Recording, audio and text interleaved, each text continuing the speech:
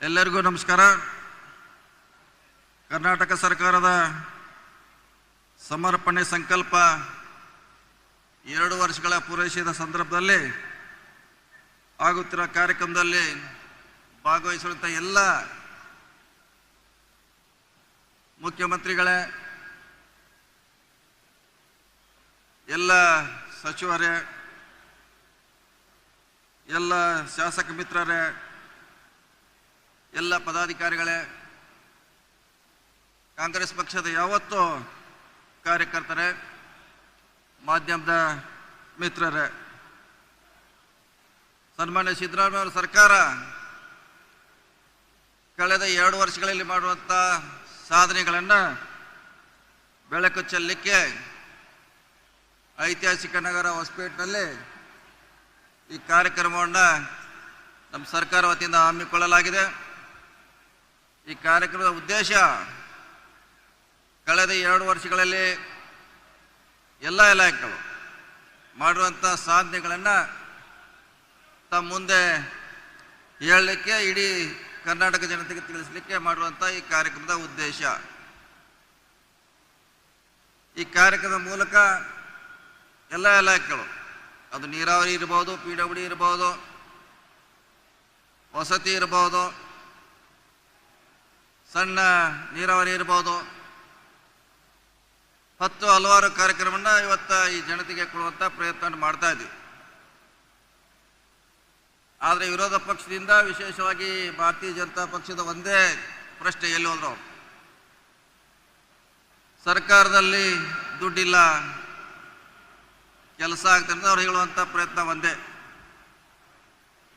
ಆದರೆ ಎಲ್ಲ ಇಲಾಖೆಗಳು, ನಮ್ಮ ಇಲಾಖೆನ ಕಳೆದ ವರ್ಷ 10,000 ಕೋಟಿ ಕೆಲಸ ಮಾಡಿದ್ದೀವಿ, ಈ ವರ್ಷ 10,000 ಕೋಟಿ ಮಾಡಿದ್ದೀವಿ, ಮುಂದಿನ ವರ್ಷ ಕೂಡ 10,000 ಕೋಟಿ ಮಾಡ್ತೀವಿ. ಈ ರೀತಿ ಎಲ್ಲ ಇಲಾಖೆಗಳು ತನ್ನ ಅನುದಾನದಲ್ಲಿ ಕೆಲಸ ಮಾಡುವಂಥ ಪ್ರಾಮಾಣಿಕ ಪ್ರಯತ್ನ ಮಾಡ್ತಾ ಇದ್ದೀವಿ. ನಮ್ಮ ಮಾಧ್ಯಮದ ಮಿತ್ರರಿಗೆ BJP ಅವರು ತಾವು ಪ್ರಶ್ನೆ ಮಾಡಬೇಕು, ತಾವು ಸರ್ಕಾರದಿಂದ ಇಳಿಯುವ ಹೊತ್ತಿಗೆ ಎಷ್ಟು ಹೆಚ್ಚುವರಿ ಕಾಮಗಾರಿಗಳನ್ನು ಮಾಡಿದ್ರಿ ಅಂತ ಪ್ರಶ್ನೆ ಕೇಳಬೇಕು. ನನ್ನ ಇಲಾಖೆ ಒಂದೇ ಸುಮಾರು 12,000 ಕೋಟಿಯನ್ನು ಅಧಿಕವಾಗಿ ಕೆಲಸ ಮಾಡಿ ಇಟ್ಟೋಗಿದ್ದಾರೆ. ಅದಕ್ಕೆ ಯಾವುದೇ ರೀತಿಯಿಂದ ಬಜೆಟ್ ಸಪೋರ್ಟ್ ಇಲ್ಲ. ನಮ್ಮ ಮುಖ್ಯಮಂತ್ರಿಗಳು ಸದನದಲ್ಲಿ ಹೇಳಿದ್ದಾರೆ, ಸುಮಾರು 1 ಲಕ್ಷ ಕೋಟಿಗಿಂತ ಹೆಚ್ಚಿಗೆ ಬಜೆಟ್ ಸಪೋರ್ಟ್ ಇಲ್ಲದೆ BJP ಅವರಿಗೆ ಕೆಲಸ ಮಾಡಿದ್ದಾರೆ. ಹೀಗಾಗಿ ತೊಂದರೆ ಆಗುತ್ತೆ ಅವ್ರದ್ದು, ಅಲ್ಲಿ ನಮ್ಮ ಕೆಲಸಗಳಿಂದ ಅಲ್ಲ. ಅದ್ರ ಜೊತೆ ಕೂಡ ಸುಮಾರು 60,000 ಕೋಟಿ ಮಿಗಿಲಾಗಿ ಗ್ಯಾರಂಟಿ ಯೋಜನೆಗೆ ಸರ್ಕಾರ ಹಣ ಕೊಡ್ತಾ ಇದೆ. ಸೊ ಅದಕ್ಕಾಗಿ ಪದೇ ಪದೇ ಅವ್ರೇನು ಪ್ರಶ್ನೆ ಮಾಡ್ತಾರೆ, ನಮ್ಮ ಕಾರ್ಯಕರ್ತರು ಹೇಳುವಂಥ ಪ್ರಯತ್ನ ಮಾಡಬೇಕು. ಯಾವ್ಯಾವ ಇಲಾಖೆಯಲ್ಲಿ ಎಷ್ಟು ಸಾಲ ಮಾಡಿಟ್ಟಿದ್ರು ಎಕ್ಸ್ಟ್ರಾ ಹೆಚ್ಚುವರಿ, ಅದನ್ನು ಪ್ರಶ್ನೆ ಮಾಡಬೇಕು. ಅಂದಾಗ ಮಾತ್ರ ಸತ್ಯಾಂಶ ಹೊರಗೆ ಬರುತ್ತೆ ಅನ್ನೋ ಮಾತನ್ನು ಈ ಸಂದರ್ಭದಲ್ಲಿ ಹೇಳ್ತಾ, ಸಿದ್ದರಾಮಯ್ಯ ಸರ್ಕಾರ ಅತ್ಯಂತ ಪ್ರಾಮಾಣಿಕವಾಗಿ ಕೆಲಸ ಮಾಡ್ತಾ ಇದೆ. ಹಲವಾರು ಯೋಜನೆಗಳನ್ನು ಪೂರ್ಣಗೊಳಿಸುವ ನಿಟ್ಟಿನಲ್ಲಿ ದಾಪುಗಾಲ ಹಾಕ್ತಾ ಇದೆ. ವಿಶೇಷವಾಗಿ ನೀರಾವರಿ, ರಸ್ತೆಗಳಿರ್ಬೋದು, ಪ್ರತಿ ಕಾನ್ಸ್ಟಿಟ್ಯೂನ್ಸಿಯಲ್ಲಿ ಕೂಡ ಅದು ಬ್ರಿಡ್ಜಸ್ ಇರ್ಬೋದು, ರಸ್ತೆಗಳನ್ನು ಮಾಡುವಂಥ ಪ್ರಾಮಾಣಿಕ ಪ್ರಯತ್ನವನ್ನು ನಾವು ಮಾಡ್ತಾ ಇದ್ದೇವೆ. ಇದು ನಮ್ಮ 2 ವರ್ಷಗಳ ಸಾಧನೆ. ಇನ್ನು 3 ವರ್ಷಗಳಲ್ಲಿ ಭಾಳಷ್ಟು ಏನು ಜನ ನಿರೀಕ್ಷೆ ಇದೆ, ಅವರೆಲ್ಲ ಕೆಲಸ ಮಾಡುವಂಥ ಪ್ರಾಮಾಣಿಕ ಪ್ರಯತ್ನ ಸಿದ್ದರಾಮಯ್ಯ ಸರ್ಕಾರ ಮಾಡ್ತೀವಿ ಅಂತ ಭರವಸೆ ನನಗಿದೆ. ಖಂಡಿತವಾಗಿ ತಾವೇನು ನಮ್ಮ ಮೇಲೆ ಭರವಸೆ ಇಟ್ಟು 23ರಲ್ಲಿ ಆಶೀರ್ವಾದ ಮಾಡಿದರೆ, ಆ ಆಶೀರ್ವಾದಕ್ಕೆ ಅನುಗುಣವಾಗಿ ಖಂಡಿತವಾಗಿ ಕೆಲಸ ಮಾಡ್ತೀವಿ. ನಿಮ್ಮ ಆಶೀರ್ವಾದ 28ರಲ್ಲಿ ಈ ಸರ್ಕಾರದ ಮೇಲೆ ಇರಬೇಕಂತ ಮನವಿಯನ್ನು ಮಾಡ್ತಾ, ವಿನಂತಿಯನ್ನು ಮಾಡ್ಕೊಳ್ತಾ, ಈ ಸರ್ಕಾರ ಒಳ್ಳೆಯ ರೀತಿಯಿಂದ ಕೆಲಸ ಮಾಡ್ತಾ ಇದೆ. ಇದಕ್ಕೆ ಸಂಪೂರ್ಣ ಸಹಕಾರ ಈ ರಾಜ್ಯದ ಜನತೆ ಇರಲಿ ಅಂತೇಳಿ ನಾನು ಮಾತು ಮುಗಿಸ್ತೀನಿ. ನಮಸ್ಕಾರ ಎಲ್ಲರೂ.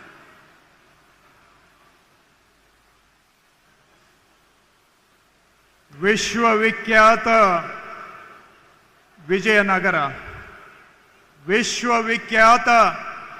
ವಿಜಯನಗರದಲ್ಲಿ ಈ ಸರ್ಕಾರದ 2 ವರ್ಷ ತುಂಬಿದ ದಿನ, ಇಡೀ ಸರ್ಕಾರ ವಿಜಯನಗರದಲ್ಲಿ ನಿಮ್ಮ ಮುಂದೆ ಉಪಸ್ಥಿತಿ ಇದೆ. 2 ವರ್ಷದಲ್ಲಿ ನಾವೇನು ಕೆಲಸ ಮಾಡಿದ್ದೇವೆ ಅದರ ಲೆಕ್ಕ ನಿಮಗೆ ಕೊಡಬೇಕು. ನೀವು ಕೊಟ್ಟ ಅಧಿಕಾರವನ್ನ ಯಾವ ರೀತಿ ಬಳಸಿದ್ದೇವೆ ನಿಮಗೆ ಹೇಳುವಂತಹದ್ದು ನಮ್ಮ ಜವಾಬ್ದಾರಿ. ಇಂದು 2 ವರ್ಷದ ಜನಪರ ಕೆಲಸವನ್ನ ನಿಮಗೆ ಸಮರ್ಪಣೆ ಮಾಡೋದು ನಮ್ಮ ಧರ್ಮ. ಮುಂದಿನ ವರ್ಷಗಳಲ್ಲಿ ಮತ್ತಷ್ಟು ಜನಪರ ಕೆಲಸಕ್ಕೆ ಪ್ರತಿಜ್ಞೆ ಸಂಕಲ್ಪ ಮಾಡುವುದು ನಮ್ಮ ಧ್ಯೇಯ.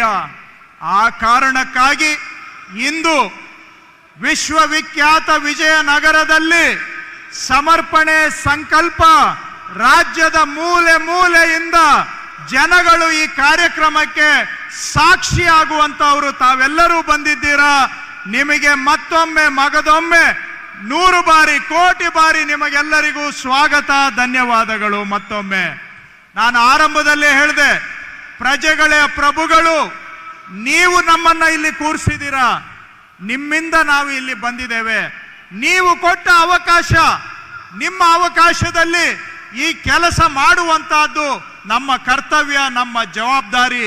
2 ವರ್ಷದಲ್ಲಿ ಏನೆಲ್ಲ ಮಾಡಿದ್ದೇವೆ ಅದನ್ನ ಇಂದು ಸಾಂಕೇತಿಕವಾಗಿ ಒಂದೇ ಒಂದು ಕಾರ್ಯಕ್ರಮದ ಮುಖಾಂತರ ನಿಮಗೆ ಸಮರ್ಪಣೆ ಮಾಡ್ತಾ ಇದ್ದೇವೆ.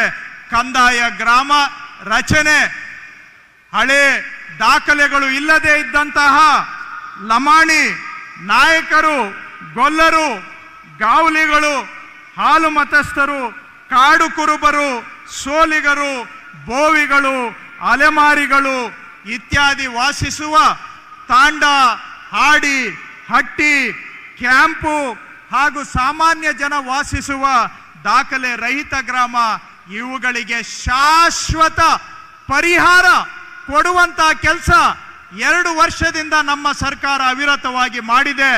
ಇಂದು 1,11,111 ಕುಟುಂಬಗಳಿಗೆ ಅವರಿಗೆ ಹಕ್ಕುಪತ್ರ ಕೊಡ್ತಾ ಇದ್ದೇವೆ. ಆ ಕಾರ್ಯಕ್ರಮಕ್ಕೆ ತಾವು ಸಾಕ್ಷಿಯಾಗಿದ್ದೀರಾ. ಇದನ್ನ ಮಾಡಿದಂತಹದ್ದು ನಿಮ್ಮ ಸರ್ಕಾರ. ಈ ಕೆಲಸ ಮಾಡಿರೋದು ನಿಮ್ಮ ಸರ್ಕಾರ, ನಿಮ್ಮಿಂದ ಆಯ್ಕೆ ಆಗಿರ್ತಕ್ಕಂಥ ಸರ್ಕಾರ. ಯಾವುದೇ ಸರ್ಕಾರ, ನಾನು ಆರಂಭದಲ್ಲಿ ಹೇಳಿದೆ, ಈಗ ಮತ್ತೆ ಪುನರುಚ್ಚಾರ ಮಾಡ್ತಾ ಇದ್ದೇನೆ, ಸವಾಲುಗಳನ್ನ ಬಂಡೆಯಂತೆ ಎದುರಿಸುವ ಸರ್ಕಾರ. ಯಾವ ಬಂಡೆ? ಕನಕಪುರದ ಬಂಡೆ. ಸವಾಲುಗಳನ್ನ ಬಂಡೆಯಂತೆ ಎದುರಿಸುವ ಸರ್ಕಾರ ನಮ್ಮ ಸರ್ಕಾರ. ನುಡಿದಂತೆ ನಡೆದ ಬದ್ಧ ಸರ್ಕಾರ ನಮ್ಮ ಸರ್ಕಾರ. ಜನಸೇವೆಗೆ ಸದಾ ಸಿದ್ಧ ಸಿದ್ದರಾಮಯ್ಯನ ಸರ್ಕಾರ. ಇದು ನಿಮ್ಮ ಸರ್ಕಾರ, ಇದು ನಿಮ್ಮ ಸರ್ಕಾರ. ಸಿದ್ಧ ಕುಮಾರ ಸರ್ಕಾರ, ಸಿದ್ಧ ಕುಮಾರ ಸರ್ಕಾರ. ಶಿವ ರಾಮಯ್ಯ ಸರ್ಕಾರ ನಿಮ್ಮ ಸರ್ಕಾರ. ನಿಮ್ಮೆಲ್ಲರ ಸರ್ಕಾರ, ಕನ್ನಡಿಗರ ಸರ್ಕಾರ, ಕಾಂಗ್ರೆಸ್ ಸರ್ಕಾರ. 2 ವರ್ಷದ ಜನಪರ ಸೇವೆಯ ಸಮರ್ಪಣೆ, ಮುಂದಿನ ಕೆಲಸಕ್ಕೆ ಸಂಕಲ್ಪ. ಇಂದಿನ ಈ ಕಾರ್ಯಕ್ರಮಕ್ಕೆ ಈಗ ಆಗಮಿಸಿದ್ದಾರೆ ರಾಜ್ಯದ ಅತ್ಯಂತ ಹಿರಿಯ ಮುತ್ಸದ್ದಿಗಳು, ನಮ್ಮೆಲ್ಲರ ನಾಯಕರು, ಮಾರ್ಗದರ್ಶಕರು, ಕಾನೂನು ಸಚಿವರಾದಂಥ ಶ್ರೀಯುತ HK ಪಾಟೀಲ್ ಅವರು. ಅವರಿಗೆ ನಾನು ಈ ಕಾರ್ಯಕ್ರಮಕ್ಕೆ ಸ್ವಾಗತವನ್ನ ಬಯಸ್ತಾ ಇದ್ದೇನೆ. ಹಾಗೆಯೇ ಹಿರಿಯರಾದಂಥ ಡೆಲ್ಲಿ ಪ್ರತಿನಿಧಿಗಳು ಜಯಚಂದ್ರ ಅವರು ಉಪಸ್ಥಿತರಿದ್ದಾರೆ, ಅವರಿಗೂ ಸ್ವಾಗತ. ಹಾಗೆಯೇ ಶಾಸಕರು ಗಣೇಶ್ ಅವರು ಇದ್ದಾರೆ, ಸ್ಥಳೀಯ ಶಾಸಕರು, ಅವರಿಗೂ ಸ್ವಾಗತ. ಹಾಗೂ ಇನ್ನೂ ಅನೇಕ ಶಾಸಕರು, ಹಿರಿಯರಾದಂಥ ನಾಡಗೌಡರಿಂದ ಹಿಡಿದು ವೇದಿಕೆ ಶಿವಣ್ಣ ಅವರಿಂದ ಹಿಡಿದು ಹೀಗೆ ಅನೇಕ ಶಾಸಕರು ಈಗ ತಾನೇ ಬಂದು ಈ ಕಾರ್ಯಕ್ರಮಕ್ಕೆ ಸೇರ್ಕೊಂಡಿದ್ದಾರೆ. ಎಲ್ಲ ಶಾಸಕರುಗಳಿಗೆ ಶ್ರೀನಿವಾಸ್ ಅವರು, ಅವರಿಗೂ ಕೂಡ ನಾನು ಸ್ವಾಗತ ಬಯಸ್ತೇನೆ. ಅನೇಕ ಶಾಸಕರು ಕಾಣ್ತಾ ಇಲ್ಲ, ದಯವಿಟ್ಟು ಕ್ಷಮಿಸಬೇಕು, ತಮ್ಮಲ್ಲಿ ಕ್ಷಮೆಯನ್ನ ಕೇಳ್ತಾ. ನಮ್ಮ ಡಾಕ್ಟರ್ ಯತೀಂದ್ರ ಅವರು ಇದ್ದಾರೆ, ಅವರಿಗೂ ಕೂಡ ಸ್ವಾಗತ ಬಯಸ್ತಾ ಇದ್ದೇನೆ. ಗಣೇಶ್ ಅವರಿಗೆ ಹೇಳಿದೆ ಸ್ವಾಗತ. ಗಣೇಶ್ ಅವರಿಗೆ ಮತ್ತೊಮ್ಮೆ. ಚಿತ್ರದುರ್ಗದಿಂದ ವೀರೇಂದ್ರ ಪಪ್ಪಿ ಅವರು ನಮ್ಮ ಆತ್ಮೀಯ ಸ್ನೇಹಿತರು, ಅವರಿಗೂ ಕೂಡ ನಾನು ಸ್ವಾಗತ ಬಯಸ್ತಾ ಇದ್ದೇನೆ.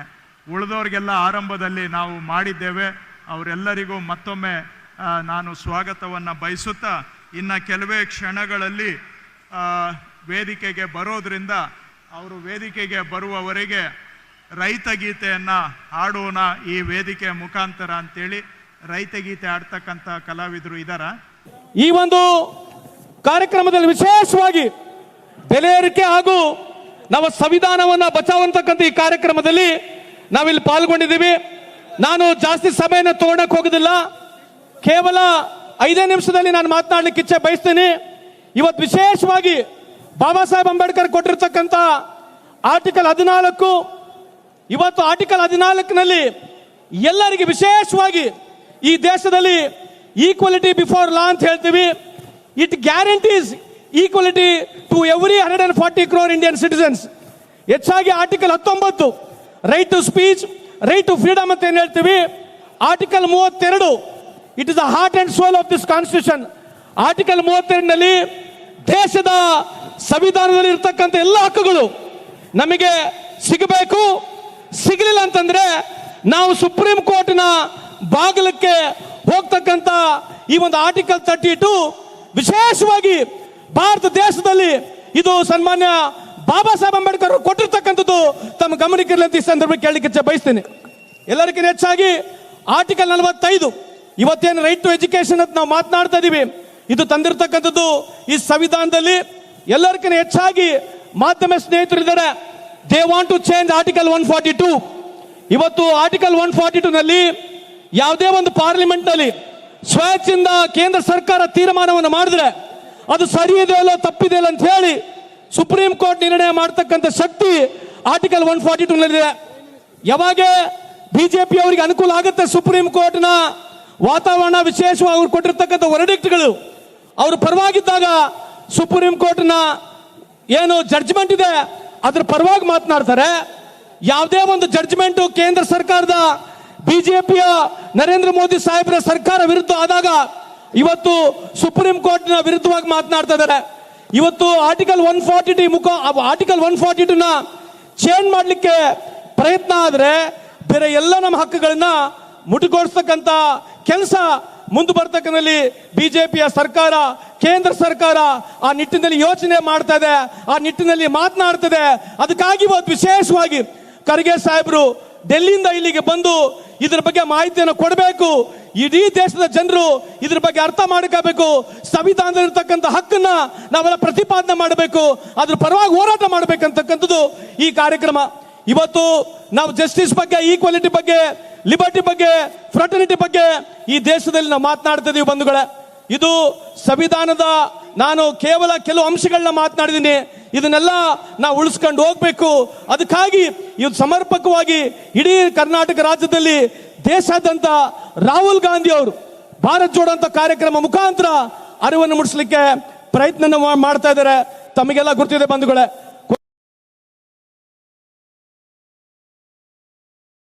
ಕೊನೆಯದಾಗಿ ಬೆಲೆ ಏರಿಕೆ ಬಗ್ಗೆ ನಾನು ಒಂದೇ ಒಂದು ವಿಷಯವನ್ನು ಮಾತನಾಡ್ತೀನಿ. ಯಾವ ಬಿಜೆಪಿ ಸರ್ಕಾರ ಅಧಿಕಾರಕ್ಕೆ ಬರೋಕ್ಕಿಂತ ಮುಂಚೆ ಒಂದು ತೊಲೆ ಬಂಗಾರ 27,000 ರೂಪಾಯಿ ಇತ್ತು, ಇವತ್ತು ಗಗನಕ್ಕೆ ಮುಟ್ಟು 90,000 ರೂಪಾಯಿ ಆಗಿದೆ. ಯಾವ 414 ರೂಪಾಯಿ ಇರತಕ್ಕಂಥ ಸಿಲಿಂಡರ್ ಇವತ್ತು 820 ರೂಪಾಯಿ ಆಗಿದೆ. ಕೊನೆಯದಾಗಿ ಮಾಧ್ಯಮದವರಿಗೆ ಹೇಳ್ತಕ್ಕಂಥದ್ದು ಒಂದೇ ಒಂದು ನನ್ನ ವಿಚಾರ ಇದೆ. 2004ರಿಂದ 2014 ಇಸ್ವಿವರೆಗೆ ಕೇಂದ್ರದಲ್ಲಿರ್ತಕ್ಕಂಥ ಮನಮೋಹನ್ ಸಿಂಗ್ ಸರ್ಕಾರ, ಶ್ರೀಮತಿ ಸೋನಿಯಾ ಗಾಂಧಿ ಅವರ ಸರ್ಕಾರ ಏನು $102 ನಾವು ಆಯಿಲ್ ಬ್ಯಾರೆಲ್ ನ ಖರೀದಿ ಮಾಡ್ತಾ ಇದ್ವಿ. $102 ನಾವು ಆಯಿಲ್ ಬ್ಯಾರೆಲ್ ನ 10 ವರ್ಷದ ಅವಧಿಯಲ್ಲಿ ನಾವು ಖರೀದಿ ಮಾಡಿದ್ವಿ. $102 ಖರೀದಿ ಮಾಡಿ ನಾವು 55ರಿಂದ 60 ರೂಪಾಯಿಗೆ ಡೀಸೆಲ್ ಪೆಟ್ರೋಲ್ ಅನ್ನು ಕೊಟ್ವಿ. ಏನು ಕಾರಣ ಅಂತಂದ್ರೆ ಸೋನಿಯಾ ಗಾಂಧಿ ಅವರ ಸರ್ಕಾರ, ಮನಮೋಹನ್ ಸಿಂಗ್ ಅವರ ಸರ್ಕಾರ 90,000 ಕೋಟಿ ಸಬ್ಸಿಡಿ ಕೊಡ್ತು. ಇವತ್ತು ಕಳೆದ 11 ವರ್ಷದ ಅವಧಿಯಲ್ಲಿ ಬಿಜೆಪಿಯ ಸರ್ಕಾರ, ನರೇಂದ್ರ ಮೋದಿ ಸಾಹೇಬರ ಸರ್ಕಾರ $63 ಖರೀದಿ ಮಾಡ್ತಾ ಇದೆ. ಪತ್ರಿಕಾ ಮಾಧ್ಯಮದ ಮಿತ್ರರಿಗೆ ನೀವು ನೇರವಾಗಿ ಬಿಜೆಪಿ ಅವರಿಗೆ ಕೇಳಬೇಕು, ನೀವು $63 ಖರೀದಿ ಮಾಡ್ತಾ ಇದ್ದೀರಿ. ಇವತ್ತು ಯುಪಿಎ ಸರ್ಕಾರ, ಮನಮೋಹನ್ ಸಿಂಗ್ ಅವರ ಸರ್ಕಾರ ಕೊಟ್ಟಿರ್ತಕ್ಕಂಥ ಸಬ್ಸಿಡಿ ತಾವು ಕೊಟ್ರೆ ಇವತ್ತು ಡೀಸೆಲ್ ಪೆಟ್ರೋಲ್ ಈ ದೇಶದಲ್ಲಿ 30 ರೂಪಾಯಿಗೆ 40 ರೂಪಾಯಿ ಸಿಗ್ತಕ್ಕಂಥ ಸಾಧ್ಯತೆ ಇದೆ. ಆದ್ರೆ ಸಬ್ಸಿಡಿ ಜಾಸ್ತಿ ಕೊಡ್ತಾ ಇಲ್ಲ. ಸಬ್ಸಿಡಿ ಜಾಸ್ತಿ ಕೊಟ್ರೆ ಭಾರತ ದೇಶದಲ್ಲಿರ್ತಕ್ಕಂಥ ಅಂಬಾನಿ ಬಂಕ್ಗಳು ನಿಂತ್ಕೊಂಡು ಹೋಗ್ತವೆ. ಸಬ್ಸಿಡಿ ಜಾಸ್ತಿ ಕೊಟ್ರೆ ಈ ದೇಶದಲ್ಲಿರ್ತಕ್ಕಂಥ ಅಂಬಾನಿ ಬಂಕ್ಗಳು ನಿಂತುಕೊಂಡು ಹೋಗ್ತವೆ, ಅದಕ್ಕಾಗಿ ಸಬ್ಸಿಡಿ ಜಾಸ್ತಿ ಕೊಡ್ತಾ ಇಲ್ಲ. ಇಡೀ ಭಾರತ ದೇಶದಲ್ಲಿ ಕಳೆದ 11 ವರ್ಷದಲ್ಲಿ 100ಕ್ಕೂ ಹೆಚ್ಚು % ಇವತ್ತು ಎಲ್ಲಾ ದೃಷ್ಟಿಯಿಂದ ತುಟ್ಟಿಯಾಗಿದ್ರೆ, ಹೆಚ್ಚಾಗಿದ್ರೆ ಅದು ವಿಶೇಷವಾಗಿ ಈ ಡೀಸೆಲ್ ಪೆಟ್ರೋಲ್ ಕಾರಣ ಅಂತ ಈ ಸಂದರ್ಭದಲ್ಲಿ ಹೇಳಿ, ಇವತ್ತು ವಿಶೇಷವಾಗಿ ಇವತ್ತು ನಮ್ಮೆಲ್ಲ ಮುಖಂಡರುಗಳು ತಮ್ಮನ್ನ ಉದ್ದೇಶಿಸಿ ಮಾತನಾಡ್ತಾರೆ. ಮೊನ್ನೆ ತಾನೇ ಪುಲ್ವಾಮಾದಲ್ಲಿ ಆಗಿರ್ತಕ್ಕಂಥ ಈ ಒಂದು ಘಟನೆನ ನಮ್ಮ ಕೇಂದ್ರದ ನಾಯಕರಾಗಿರ್ತಕ್ಕಂಥ ರಾಹುಲ್ ಗಾಂಧಿ ಅವರು ಮೋದಿ ಸಾಹೇಬ್ರ ಜೊತೆಗಿದ್ದೀವಿ. ಮೋದಿ ಸಾಹೇಬ್ರೆ, ಇವತ್ತು ಇಡೀ ದೇಶದ 140 ಕೋಟಿ ಜನಸಂಖ್ಯೆ ತಮ್ಮ ಜೊತೆಗಿದೆ. ದಯಮಾಡಿ ತಾವು ಪಾಕಿಸ್ತಾನ ಒಳಗಡೆ ನುಗ್ಗಿ ಏನು ಆತಂಕವಾದಿಯನ್ನ ನಮ್ಮ ಭಾರತದಲ್ಲಿ ಮಾಡಿದರೆ ಅವರಿಗೆ ತೂರಿ ಮನೆ ಮನೆಗೆ ಹೋಗಿ ಹೊಡಿಬೇಕಂತ ಈ ಸಂದರ್ಭಕ್ಕೆ ಕೇಳಲಿಕ್ಕೆ ಬಯಸ್ತೀನಿ. मोदी जी, आप घर में घुसिए, गोली मारो सालों को, गोली मारो सालों को, ಪಾಕಿಸ್ತಾನ घर वालों को. ದಯಮಾಡಿ ನೀವು ಪಾಕಿಸ್ತಾನವನ್ನು ನುಗ್ಗಿ ಇವತ್ತು ಭಯೋತ್ಪಾದನೆ ಮಾಡಿರ್ತಕ್ಕಂಥ ಈ ದೇಶದಲ್ಲಿ ಅಮಾಯಕರನ್ನ 26 ಜನನ ಏನು ಕೊಂದಿದ್ದಾರೆ, ಅವ್ರ ಪರವಾಗಿ ರಾಹುಲ್ ಗಾಂಧಿ ಅವರು, ಸೋನಿಯಾ ಗಾಂಧಿ ಅವರು, ಮಲ್ಲಿಕಾರ್ಜುನ್ ಖರ್ಗೆ ಅವರು, ವಿಶೇಷವಾಗಿ ಸನ್ಮಾನ್ಯ ಸಿದ್ದರಾಮಯ್ಯ ಅವರು, DK ಶಿವಕುಮಾರ್ ಅವರು, ನಾವೆಲ್ಲರೂ ನಿಮ್ ಜೊತೆ ಇದ್ದೀವಿ. 140 ಕೋಟಿ ಜನ ತಮ್ಮ ಜೊತೆ ಇದೆ. ದಯಮಾಡಿ ಪಾಕಿಸ್ತಾನ ಒಳಗಡೆ ಹೋಗಿ ನುಗ್ಗಿ ಅವ್ರನ್ನ ಮನೆಯಿಂದ ಹೊರಗೆ ಕರೆದು ಅವ್ರು ಹೊಡಿತಕ್ಕಂಥ ಕೆಲಸ ತಾವು ಮಾಡ್ಬೇಕಂತ ಈ ಸಂದರ್ಭದಲ್ಲಿ ಹೇಳಿ 2 ಮಾತನ್ನು ಮುಗಿಸ್ತೇನೆ. ಜೈ ಹಿಂದ್, ಜೈ ಕರ್ನಾಟಕ. कांग्रेस पार्टी की सरकार को 2 साल पूरे हुए हैं. ಕರ್ನಾಟಕ ರಾಜ್ಯದಲ್ಲಿ ಕಾಂಗ್ರೆಸ್ ಸರ್ಕಾರ 2 ವರ್ಷದ ಅವಧಿನ ಈಗ ಪೂರ ಮಾಡಿದೆ. और हमने चुनाव के समय आपसे वायदे किए थे. ನಾವು ಕೂಡ ಚುನಾವಣೆಯ ಸಂದರ್ಭದಲ್ಲಿ ತಮ್ಮೆಲ್ಲರಿಗೂ ಕೂಡ ಹಲವಾರು ಆಶ್ವಾಸನೆಗಳನ್ನ ಕೊಟ್ಟಿದ್ದೆವು. 5 गारंटी देने के वायदे किए थे. 4 ಗ್ಯಾರಂಟಿಗಳು ಕೊಡುವಂತ ನಿಮಗೆ ಆಶ್ವಾಸನೆ ನಾವು ಕೊಟ್ಟಿದ್ವು. बीजेपी के लोगों ने कहा कि कांग्रेस पार्टी ये काम पूरा नहीं करेगी. ಬಿಜೆಪಿ ಪಾರ್ಟಿ ಅವರು ಹೇಳಿದ್ರು, ಕಾಂಗ್ರೆಸ್ ಪಕ್ಷ ಕೊಟ್ಟಂತ 5 ಆಶ್ವಾಸನೆಗಳನ್ನ ಯಾವುದೇ ಕಾರಣಕ್ಕೂ ಅವ್ರ ಕೈಲಿ ಈಡೇರಿಸಕ್ ಸಾಧ್ಯ ಇಲ್ಲ ಅಂದ್ರು. प्रधानमंत्री ने कहा कि ये काम नहीं किया जाएगा. ಪ್ರಧಾನಮಂತ್ರಿ ನರೇಂದ್ರ ಮೋದಿಜಿ ಅವರು ಹೇಳಿದ್ರು, ಈ ಒಂದು ಕಾರ್ಯಕ್ರಮನ ಕಾಂಗ್ರೆಸ್ ಪಕ್ಷ ಅನುಷ್ಠಾನಕ್ಕೆ ತರಕ್ ಸಾಧ್ಯವಿಲ್ಲ ಅಂತ ಹೇಳಿ. हमारा पहला वायदा, पहली गारंटी, गृह लक्ष्मी 2000 रुपए प्रति महीना 1 करोड़ महिलाओं को. ನಮ್ಮ ಮೊದಲನೇ ಆಶ್ವಾಸನೆ, ನಾವು ಕೊಟ್ಟಂತ ಮೊಟ್ಟ ಮೊದಲನೇ ಗ್ಯಾರಂಟಿ ಗೃಹಲಕ್ಷ್ಮಿ ಯೋಜನೆಯನ್ನ ನಾವು ಘೋಷಣೆ ಮಾಡಿ ಕರ್ನಾಟಕ ರಾಜ್ಯದಲ್ಲಿರ್ತಕ್ಕಂಥ 1 ಕೋಟಿ ಕುಟುಂಬಗಳ ಮಹಿಳೆಯರಿಗೆ 2000 ರೂಪಾಯಿನ ಪ್ರತಿ ತಿಂಗಳು ಕೊಡಂತ ಘೋಷಣೆ ಮಾಡಿದ್ವು. आज मैं खुशी से कह सकता हूं कि करोड़ों महिलाओं के बैंक अकाउंट में कर्नाटका की सरकार ये पैसा डालती है. ಇವತ್ತು ನಾನು ಅತ್ಯಂತ ಸಂತಸದಿಂದ ಹೇಳ್ತಾ ಇದ್ದೀನಿ, ಕರ್ನಾಟಕ ರಾಜ್ಯದ ಕಾಂಗ್ರೆಸ್ ಸರ್ಕಾರ ಕೋಟ್ಯಾಂತರ ಹೆಣ್ಣು ಮಕ್ಕಳ ಖಾತೆಗಳಿಗೆ ನೇರವಾಗಿ 2000 ರೂಪಾಯಿ ಪಾವತಿ ಮಾಡ್ತಾ ಇದೆ ಅಂತೇಳಿ. दूसरा वायदा, गृह ज्योति, करोड़ों परिवारों को 200 यूनिट बिजली के फ्री में. ನಾವು ಕೊಟ್ಟಂತ 2ನೇ ಆಶ್ವಾಸನೆ ಗೃಹ ಜ್ಯೋತಿ ಯೋಜನೆ ಅಡಿಯಲ್ಲಿ ಕೋಟ್ಯಾಂತರ ಕುಟುಂಬಗಳಿಗೆ ಪ್ರತಿ ತಿಂಗಳು 200 ಯೂನಿಟ್ ಉಚಿತವಾಗಿ ವಿದ್ಯುತ್ ಕೊಡ್ತೀವಿ ಅನ್ನಂತ ಆಶ್ವಾಸನೆ. ये भी वायदा हमने पूरा किया. ಈ ಒಂದು ಆಶ್ವಾಸನೆನ ಕೂಡ ನಾವಿವತ್ತು ನಿಮ್ಮ ಮುಂದೆ ಈಡೇರಿಸಿದ್ದೇವೆ. तीसरी गारंटी, अन्नभाग्य, 4 करोड़ लोगों को 10 केजी अनाज. 3ನೇ ಆಶ್ವಾಸನೆ ನಾವು ಕೊಟ್ಟಂತದ್ದು ಅನ್ನಭಾಗ್ಯ ಯೋಜನೆ ಅಡಿಯಲ್ಲಿ 4 ಕೋಟಿ ಪಡಿತರಿಗೆ 10 ಕೆಜಿ ಅಕ್ಕಿನ ಪ್ರತಿ ತಿಂಗಳು ಕೊಡಂತ ಆಶ್ವಾಸನೆ ನಿಮಗೆ ಕೊಟ್ಟಿದ್ವು. और आज कर्नाटक में करोड़ों परिवार को ये अनाज मिलता है. ಇವತ್ತು ಕರ್ನಾಟಕ ರಾಜ್ಯದಲ್ಲಿ ಕೋಟ್ಯಾಂತರ ಕುಟುಂಬಗಳು ಇವತ್ತು ಈ 10 ಕೆಜಿ ಅಕ್ಕಿಯ ಸೌಲಭ್ಯನ ಪಡ್ಕೊಂತಾ ಇರ್ತಕ್ಕಂಥದ್ದನ್ನ ನಾವು ನೋಡಿದ್ದೇವೆ. चौथा वायदा, शक्ति योजना, जिसमें हमने गारंटी करके कहा था कि महिलाओं को बस में जाने के लिए पैसा नहीं देना पड़ेगा, महिलाएं फ्री में बस में घूमेंगी. ನಾವು ಕೊಟ್ಟಂತ 4ನೇ ಆಶ್ವಾಸನೆ ಶಕ್ತಿ ಯೋಜನೆ ಇತ್ತು. ಶಕ್ತಿ ಯೋಜನೆ ಅಡಿಯಲ್ಲಿ ಕರ್ನಾಟಕ ರಾಜ್ಯದಲ್ಲಿರ್ತಕ್ಕಂಥ 3.5 ಕೋಟಿ ಹೆಣ್ಮಕ್ಳು ಬಸ್ಗಳಲ್ಲಿ ಉಚಿತವಾಗಿ ಪ್ರಯಾಣ ಮಾಡಂತ ಒಂದು ಸೌಕರ್ಯನ ನಾವು ಎಲ್ಲರಿಗೂ ಒದಗಿಸ್ಕೊಡ್ತೀವಿ ಅಂತ ಹೇಳಿದ್ವಿ. तकरीबन 500 करोड़ बस की ट्रिप्स कर्नाटक सरकार ने मुफ्त में दी है. ಇವತ್ತಿನ ಕಾಲಘಟ್ಟಕ್ಕೆ ಕರ್ನಾಟಕ ರಾಜ್ಯದಲ್ಲಿ 500 ಕೋಟಿ ಉಚಿತವಾದಂತ ಪ್ರಯಾಣಗಳನ್ನ ಕರ್ನಾಟಕ ರಾಜ್ಯದಲ್ಲಿರ್ತಕ್ಕಂತ ಹೆಣ್ಮಕ್ಳು ಪೂರೈಸಿದ್ದಾರೆ ಅಂತ ಹೇಳಿ ಹೆಮ್ಮೆಯಿಂದ ಹೇಳ್ತೇವೆ. और 5वां वायदा युवा निधि स्कीम, जहां हम 3 लाख युवाओं को महीने का 3000 रुपए देते हैं. 5ನೇ ಯೋಜನೆ ನಾವು ಹೇಳಿದ್ದಂತದ್ದು ಯುವ ನಿಧಿ ಯೋಜನೆಯಲ್ಲಿ ಕರ್ನಾಟಕ ರಾಜ್ಯದಲ್ಲಿರ್ತಕ್ಕಂತ 3 ಕೋಟಿ ಯುವಕರಿಗೆ ನಾವು ಪ್ರತಿ ತಿಂಗಳು 3000 ರೂಪಾಯಿಗಳನ್ನ ಅವ್ರ ಖಾತೆಗೆ ಪಾವತಿ ಮಾಡುವಂತದ್ದು. हमने आपसे कहा था कि हम कर्नाटक के गरीब लोगों के बैंक अकाउंट में पैसा डालेंगे. ನಾವು ನಿಮಗೊಂದು ಆಶ್ವಾಸನೆಯನ್ನ ಕೊಟ್ಟಿದ್ವಿ. ನಾವು ಕರ್ನಾಟಕ ರಾಜ್ಯದಲ್ಲಿರ್ತಕ್ಕಂತ ಬಡ ಕುಟುಂಬಗಳ ಬ್ಯಾಂಕ್ ಅಕೌಂಟ್ಗಳಿಗೆ ನೇರವಾಗಿ ಹಣನ ಜಮಾ ಮಾಡ್ತೀವಿ ಅಂತ ಆಶ್ವಾಸನೆ ಕೊಟ್ಟಿದ್ವಿ. और आज हजारों करोड़ रुपए डायरेक्ट आपके बैंक अकाउंट में जाता है. ಇವತ್ತು ಕರ್ನಾಟಕ ರಾಜ್ಯದಲ್ಲಿ 16,000 ಕೋಟಿ ರೂಪಾಯಿಗಳ ಅನುದಾನ ಹಣ ನೇರವಾಗಿ ಪಡಿತರ ಅಕೌಂಟ್ಗಳಿಗೆ ಜಮಾ ಆಗ್ತಾ ಇದೆ. ये पैसा आप अपने बच्चों की शिक्षा में, अपने स्वास्थ्य में डाल रहे हो.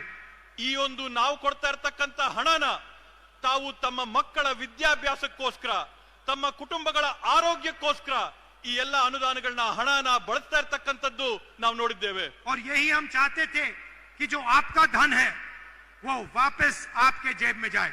ಇದೇ ನಮ್ಮ ಮೂಲ ಉದ್ದೇಶ ಇತ್ತು. ತಮ್ಮ ತೆರಿಗೆಯ ಹಣ ಏನ್ ಸರ್ಕಾರಕ್ಕೆ ಬರುತ್ತೆ ಆ ತೆರಿಗೆಯ ಹಣ ಮತ್ತೊಮ್ಮೆ ನೇರವಾಗಿ ನಿಮ್ಗೆ ಹೋಗ್ಬೇಕು ಅನ್ನೋ ಉದ್ದೇಶ ನಮ್ದಾಗಿತ್ತು. बीजेपी चाहती है कि चुने हुए लोगों को हिंदुस्तान का पूरा धन मिले.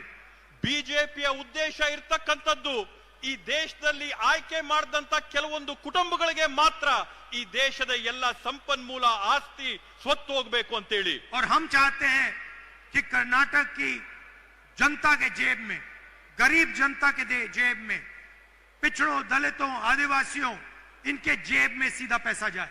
ನಮ್ಮ ಉದ್ದೇಶ ಇರ್ತಕ್ಕಂಥದ್ದು ಹಣ ಯಾರ ಹತ್ರ ಹೋಗ್ಬೇಕು ಅಂತಂದ್ರೆ ಈ ರಾಜ್ಯದ ಅತ್ಯಂತ ಬಡ ಕುಟುಂಬಗಳ ಖಾತೆಗಳಿಗೆ ಹಣ ಹೋಗ್ಬೇಕಾಗಿದೆ. ಈ ರಾಜ್ಯದಲ್ಲಿರ್ತಕ್ಕಂಥ ಪರಿಶಿಷ್ಟ ಜಾತಿ, ಪರಿಶಿಷ್ಟ ಪಂಗಡ, ಬುಡಕಟ್ಟು, ಹಿಂದುಳಿದ ವರ್ಗದ ಕುಟುಂಬಗಳಿಗೆ ಈ ಹಣ ಹೋಗ್ಬೇಕು ಅನ್ನೋ ಉದ್ದೇಶ ನಮ್ಮ ಕಾಂಗ್ರೆಸ್ ಸರ್ಕಾರದ್ದು. जब हम पैसा आपके जेब में डालते हैं तो ये पैसा मार्केट में जाता है. ನಾವು ಈ ಹಣನ ನಿಮ್ ಖಾತೆಗಳಿಗೆ ಹಾಕದಂತ ಸಂದರ್ಭದಲ್ಲಿ ತಾವು ಈ ಹಣನ ಮತ್ತೊಮ್ಮೆ ಮಾರುಕಟ್ಟೆಗೆ ತಂದು ಖರ್ಚು ಮಾಡ್ತೀರಾ. इससे प्रोडक्शन बढ़ती है, ಇದರಿಂದ ಉತ್ಪಾದನೆ ಹೆಚ್ಚಾಗುತ್ತೆ. और गांव-गांव में पैसे का इंजेक्शन होता है. ಹಾಗೇನೆ ಪ್ರತಿಯೊಂದು ಗ್ರಾಮದಲ್ಲಿ ಕೂಡ ಹಣದ ವಹಿವಾಟು ಪ್ರಾರಂಭ ಆಗುತ್ತೆ. इस पैसे को आप अपने गांव में, शहरों में, कस्बों में खर्च करते हो. ಈ ಒಂದು ಹಣನ ನೀವು ನಿಮ್ಮ ಊರುಗಳಲ್ಲಿರ್ತಕ್ಕಂಥ ಕಿರಾಣಿ ಅಂಗಡಿಗಳಲ್ಲಿ, ನಿಮ್ಮ ಊರುಗಳಲ್ಲಿರ್ತಕ್ಕಂಥ ಸಣ್ಣ ಪುಟ್ಟ ಕಾರ್ಯಕ್ರಮಗಳಲ್ಲಿ ತಾವು ಬಳಸ್ತೀರಾ. और इस पैसे से कर्नाटक की अर्थव्यवस्था को फायदा पहुंचा है. ಈ ಒಂದು ಹಣದಿಂದ ಕರ್ನಾಟಕದ ರಾಜ್ಯದ ಆರ್ಥಿಕ ವ್ಯವಸ್ಥೆಗೆ ಸುಧಾರಣೆ ತಂದ ಆಗುತ್ತೆ. बीजेपी के मॉडल में वो 2-3 अरबपतियों को सारा का सारा धन पकड़ा देते हैं.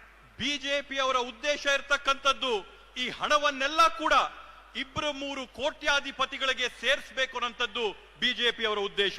ये अरबपति अपना पैसा गांव में, कस्बों में नहीं खर्च करते हैं. ಈ ಕೋಟ್ಯಾಂತೀಶ್ವರರು ಅವ್ರಿಗೆ ಸಿಕ್ಕಂತ ಹಣನ ನಮ್ಮಲ್ಲಿರ್ತಕ್ಕಂಥ ಗ್ರಾಮಗಳಲ್ಲಿ, ಪಟ್ಟಣಗಳಲ್ಲಿ ಖರ್ಚು ಮಾಡೋದಿಲ್ಲ. ये लंदन में, न्यूयॉर्क में इधर उधर एसेट्स खरीदते हैं. ಈ ಕೋಟ್ಯಾಧಿಪತಿಗಳು ಲಂಡನ್, ನ್ಯೂಯಾರ್ಕ್ ಇಂಥ ವಿದೇಶಗಳಲ್ಲಿರ್ತಕ್ಕಂಥ ನಗರಗಳಲ್ಲಿ ಬೇರೆ ಬೇರೆ ಆಸ್ತಿಗಳನ್ನ ಖರೀದಿ ಮಾಡ್ತಾರೆ. और आपका पैसा चुने हुए लोगों के हाथों में चला जाता है. ಮತ್ತೆ ತಮ್ಮ ಹಣ, ತಮ್ಮ ತೆರಿಗೆಯ ಹಣ ಕೆಲವೊಂದು ಆಯ್ಕೆ ಮಾಡಿದಂತ 3-4 ಜನರ ಖಾತೆಗಳಿಗೆ उनके ಹೊರಟೋಗುತ್ತೆ. मॉडल में रोजगार खत्म होता है, हमारे मॉडल में रोजगार पैदा होता है. ಅವರು ಮಾಡ್ತಕ್ಕಂಥ ವ್ಯವಸ್ಥೆಯಲ್ಲಿ ಉದ್ಯೋಗಗಳು ಮುಗಿಸ್ತಾರೆ. ನಾವು ಮಾಡಂತ ಒಂದು ನಮ್ಮ ಕಾರ್ಯಕ್ರಮದಲ್ಲಿ ನಾವು ಉದ್ಯೋಗಗಳನ್ನ ಸೃಷ್ಟಿ ಮಾಡೋಂಥದ್ದು ಮಾಡ್ತೀವಿ, ಸೃಜನೆ ಮಾಡ್ತೀವಿ. उनके मॉडल में अगर आप बीमार होते हो तो आपको कर्ज में डूबना पड़ता है. ಅವರ ಒಂದು ವ್ಯವಸ್ಥೆಯಲ್ಲಿ ನೀವೇನಾದ್ರೂ ಅನಾರೋಗ್ಯ ಆದ್ರೆ ನೀವು ಸಾಲದ ಒಂದು ಸಿಳುಕಿಗೆ ಸಿಕ್ಕಿ ನಿಮಗೆ ಅತ್ಯಂತ ತೊಂದರೆ ಆಗುತ್ತೆ. हमारे मॉडल में आप बीमार होते हो, आपके जेब में पैसा होता है इलाज कराने के लिए. ನಮ್ಮ ಒಂದು ವ್ಯವಸ್ಥೆಯಲ್ಲಿ ನಿಮ್ಗೇನಾದ್ರೂ ಅನಾರೋಗ್ಯದಿಂದ ಬಳಲ್ತಾ ಇದ್ರೆ ನಿಮ್ ಜೋಬಲ್ಲಿ ನಿಮಗ್ ಖರ್ಚು ಮಾಡ್ಕೊಳಕ್ಕೆ ನಾವು ಕಾಸು ಹಾಕ್ತೀವಿ. उनके मॉडल में आप लाखों करोड़ रुपए स्कूल्स और कॉलेजेस और यूनिवर्सिटीज, प्राइवेट स्कूल्स और कॉलेजेस और यूनिवर्सिटी को देते हो. ಅವರ ಒಂದು ವ್ಯವಸ್ಥೆಯಲ್ಲಿ ಖಾಸಗಿ ಆದಂತ ವಿದ್ಯಾಸಂಸ್ಥೆಗಳಿಗೆ, ವಿಶ್ವವಿದ್ಯಾನಿಲಯಗಳಿಗೆ ಲಕ್ಷಾಂತರ ರೂಪಾಯಿಗಳನ್ನ ತಾವು ಕಟ್ಟಿ ನಿಮ್ ಮಕ್ಕಳಿಗೆ ವಿದ್ಯಾಭ್ಯಾಸ ಮಾಡಿಸಬೇಕಾಗುತ್ತೆ. लाखों परिवारों को कर्ज में जाना पड़ता है. ಲಕ್ಷಾಂತರ ಕುಟುಂಬಗಳಿಗೆ ಸಾಲಕ್ಕೆ ಸಿಲುಕ್ತಾರೆ. हमारे मॉडल में हम आपको पैसा देते हैं. ನಮ್ಮ ಒಂದು ವ್ಯವಸ್ಥೆಯಲ್ಲಿ, ನಮ್ಮ ಆರ್ಥಿಕ ವ್ಯವಸ್ಥೆಯಲ್ಲಿ ನಾವು ನಿಮ್ ಜೇಬಿಗೆ ಕಾಸನ್ನ ತುಂಬ್ತೀವಿ. जब हम 5 गारंटीज की बात कर रहे थे, मैंने एक और मुद्दा उठाया था. ನಾವು 5 ಗ್ಯಾರಂಟಿಗಳ ಬಗ್ಗೆ ಚರ್ಚೆ ಮಾಡ್ತಾ ಇರಬೇಕಾದಂತ ಸಂದರ್ಭದಲ್ಲಿ ನಾನು ಮತ್ತೊಂದು ವಿಷಯನ ಪ್ರಸ್ತಾಪ ಮಾಡಿದೆ. मुझे पता लगा था कि कर्नाटक में ऐसे बहुत सारे लोग हैं जिनके पास जमीन है मगर मालिकाना हक नहीं है. ನನಗೊಂದು ಕರ್ನಾಟಕ ರಾಜ್ಯದಲ್ಲಿ ಮನವರಿಕೆ ಆಗಿತ್ತು. ಕರ್ನಾಟಕ ರಾಜ್ಯದಲ್ಲಿ ಲಕ್ಷಾಂತರ ಜನ ಇದ್ದಾರೆ, ಯಾರು ಭೂಮಿಯ ಅನುಭವದಲ್ಲಿದ್ದಾರೆ, ಆದ್ರೆ ಆ ಭೂಮಿಯ ಹಕ್ಕು ಪತ್ರಗಳು, ಆ ಭೂಮಿಯ ಸಾಕ್ಷಿ ಆಧಾರಗಳು ಅವ್ರ ಹತ್ರ ಇಲ್ಲ ಅನ್ನೋಂಥದ್ದು ನನಗೆ ಮನವರಿಕೆ ಆಗಿತ್ತು. दलित आदिवासी हैमलेट्स को रेवेन्यू विलेज माना ही नहीं जाता था. ದಲಿತರು ಮತ್ತು ಬುಡಕಟ್ಟ ಜನ ಇರ್ತಕ್ಕಂತ ಪ್ರದೇಶಗಳು, ಗ್ರಾಮಗಳು ಕಂದಾಯ ಗ್ರಾಮ ಅಂತಾನೆ ಘೋಷಣೆ ಆಗಿರ್ಲಿಲ್ಲ. ये लोग गांव में रहते थे मगर इनको कोई हक नहीं मिलते. ಆ ಗ್ರಾಮಗಳಲ್ಲಿದ್ದಂತ ಬುಡಕಟ್ಟು ಪರಿಶಿಷ್ಟ ಜಾತಿಯ ಜನಕ್ಕೆ ಅವರ ಭೂಮಿ ಮಾಲೀಕತ್ವದ ಹಕ್ಕೇ ಇರಲಿಲ್ಲ. इसमें हर जात के लोग थे, हर धर्म के लोग थे. ಈ ಒಂದು ಗ್ರಾಮಗಳಲ್ಲಿ ಪ್ರತಿ ಜಾತಿಯ ಜನ ಇದ್ರು, ಪ್ರತಿ ಧರ್ಮದ ಜನ ಇದ್ರು. इनको मालिकाना हक नहीं था, इनकी प्रॉपर्टी राइट्स नहीं थी, इनको सरकार की कोई फैसिलिटी नहीं मिलती थी. ಇವ್ರಿಗೆ ಭೂಮಿಯ ಮಾಲೀಕತ್ವದ ಹಕ್ಕುಗಳಿರ್ಲಿಲ್ಲ, ಸರ್ಕಾರ ಕೊಡಂತ ಸೌಲಭ್ಯಗಳಿರ್ಲಿಲ್ಲ, ಹಕ್ಕು ಪತ್ರಗಳು ಅವ್ರ ಕೈಯಲ್ಲಿರ್ಲಿಲ್ಲ. सालों से ये परिवार उस जमीन पे रह रहे थे. 16 ವರ್ಷಗಳಿಂದ ಈ ಕುಟುಂಬಗಳು ಆ ಭೂಮಿಯ ಅನುಭವದಲ್ಲಿದ್ರು, ಆದ್ರೆ ಸಾಕ್ಷಿ ಆಧಾರಗಳಿರ್ಲಿಲ್ಲ. मगर उनको अपनी ही जमीन का अधिकार नहीं था. ಆದ್ರೆ ಅವ್ರಿಗೆ ತಮ್ಮದೇ ಆದಂತ ತಮ್ಮ ಸ್ವಂತ ಭೂಮಿಯ ಅಧಿಕಾರದ ವ್ಯವಸ್ಥೆ ಅವ್ರಿಗಿರ್ಲಿಲ್ಲ. और ये मामला मैंने कांग्रेस पार्टी के सीनियर नेताओं से उठाया. ಈ ಒಂದು ವಿಷಯದ ಬಗ್ಗೆ ನಾನು ನಮ್ಮ ಕಾಂಗ್ರೆಸ್ ಪಕ್ಷದ ಹಿರಿಯ ಮುಖಂಡರ ಗಮನಕ್ಕೆ ಈ ವಿಷಯನ ತಂದೆ. खारगे जी से, सिद्धरामैया जी से, डीके शुक्ला, बाकी मंत्रियों से मैंने ये बात की. ನಾನು ಈ ವಿಷಯದ ಬಗ್ಗೆ ಮಲ್ಲಿಕಾರ್ಜುನ ಖರ್ಗೆ ಸಾಹೇಬ್ರ ಹತ್ರ, ಸನ್ಮಾನ್ಯ ಸಿದ್ದರಾಮಣ್ಣ ಅವರ ಹತ್ರ, ಡಿ.ಕೆ. ಶಿವಕುಮಾರ್ ಅಣ್ಣವ್ರ ಹತ್ರ ಈ ಒಂದು ವಿಷಯದ ಬಗ್ಗೆ ನಾನು ಅವರ ಗಮನಕ್ಕೆ ತಂದಿದ್ದೆ. और मैंने कहा कि मैं चाहता हूं कि कर्नाटक में जिसके पास भी जमीन हो उसके पास मालिकाना हक जरूर हो. ನನ್ನ ಒಂದು ಉದ್ದೇಶ ಏನಿತ್ತಂತಂದ್ರೆ, ಕರ್ನಾಟಕ ರಾಜ್ಯದಲ್ಲಿ ಯಾರೆಲ್ಲ ಕೂಡ ಭೂಮಿಯ ಸ್ಥಳದ ಅನುಭವದಲ್ಲಿದ್ದಾರೆ, ಆ ಭೂಮಿ ಜಾಗದ ಅನುಭವದಲ್ಲಿರ್ತಕ್ಕಂಥವರೆಲ್ಲರಿಗೂ ಕೂಡ ಹಕ್ ಪತ್ರ ಕೊಟ್ಟು ಅವರ ಮಾಲೀಕತ್ವನ ಅವ್ರ ಕೈಗೆ ವರ್ಗಾವಣೆ ಮಾಡಬೇಕು ಅನ್ನೋದು ನನ್ನ ಉದ್ದೇಶ ಆಗಿತ್ತು. और आज मैं बहुत खुशी के साथ कह सकता हूं कि जो छठी गारंटी है उसको हम पूरा करने में कामयाब हुए. ಇವತ್ತು ನಾನು ಅತ್ಯಂತ ಸಂತಸದಿಂದ ಹೇಳ್ತೀನಿ, ಇವತ್ತು ನಾವೇನಿದು ಭೂ ಮಾಲೀಕತ್ವದ 6ನೇ ಗ್ಯಾರಂಟಿನ ನಾವೇನು ಮನಸ್ಸಲ್ಲಿಟ್ಕೊಂಡಿದ್ವಿ, ಸಂಕಲ್ಪ ಮಾಡಿದ್ವಿ, ಇವತ್ತು ಆ ಸಂಕಲ್ಪನ ಈಡೇರಿಸಿದೀವಿ ಅನ್ನೋಂತ ಒಂದು ನೆಮ್ಮದಿ, ಸಂತೋಷ, ಶಾಂತಿ ನನಗಿದೆ ಅಂತ ಹೆಮ್ಮೆಯಿಂದ ಹೇಳ್ಕೊತೀನಿ. 1 लाख परिवारों को आज मालिकाना हक कर्नाटका की सरकार देने जा रही है. ಇವತ್ತು ಅತ್ಯಂತ ಸಂತಸದಿಂದ ಹೇಳ್ತೀನಿ, ಕರ್ನಾಟಕ ರಾಜ್ಯದಲ್ಲಿರ್ತಕ್ಕಂಥ 1 ಲಕ್ಷ ಕುಟುಂಬಗಳಿಗೆ ಅವರ ಒಂದು ಭೂಮಿಯ ಹಕ್ಕು ಪತ್ರಗಳನ್ನ, ಮಾಲೀಕತ್ವನ ಈ ಒಂದು ಬೃಹತ್ ಕಾರ್ಯಕ್ರಮದಲ್ಲಿ ವರ್ಗಾವಣೆ ಮಾಡ್ತಾ ಇದೀವಿ ಅಂತ ಹೇಳಿ ಹೇಳ್ತೀನಿ.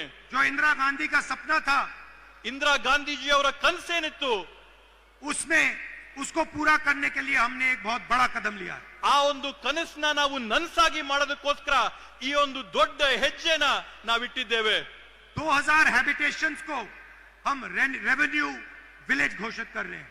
2000 ಪ್ರದೇಶಗಳನ್ನ ನಾವಿವತ್ತು ಕಂದಾಯ ಗ್ರಾಮಗಳಾಗಿ ನಾವಿವತ್ತು ಘೋಷಣೆ ಮಾಡಿದಂತ ಐತಿಹಾಸಿಕ ತೀರ್ಮಾನ ಮಾಡಿದ್ದೇವೆ.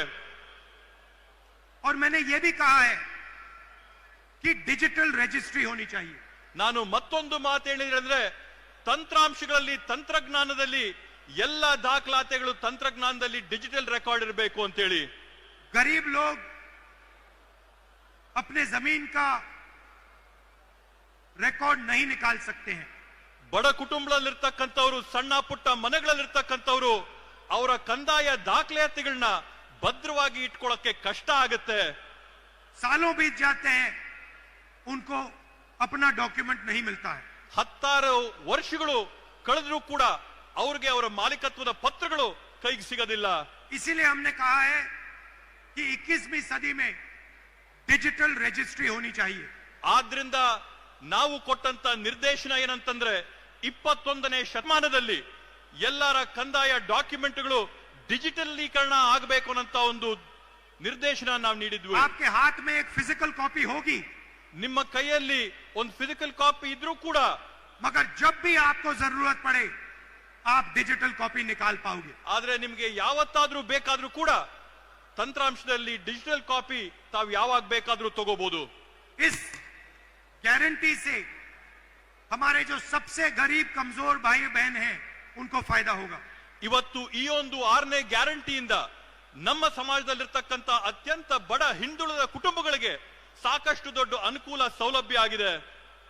लंबिनी, बंजारा, भोवी, सोलिगा, नायक, इन सब लोगों को, इन सब कम्युनिटीज को फायदा मिलने जा रहा है. ಬುಡಕಟ್ಟ ಸಮುದಾಯಗಳಿಗೆ ಸೇರಿದಂತವ್ರಿಗೆ ಎಲ್ಲರಿಗೂ ಕೂಡ ಈ ಒಂದು ಕಾರ್ಯಕ್ರಮದಿಂದ ಯೋಜನೆಯಿಂದ ಒಂದು ದೊಡ್ಡ ಸಹಾಯ ಆಗಿದೆ.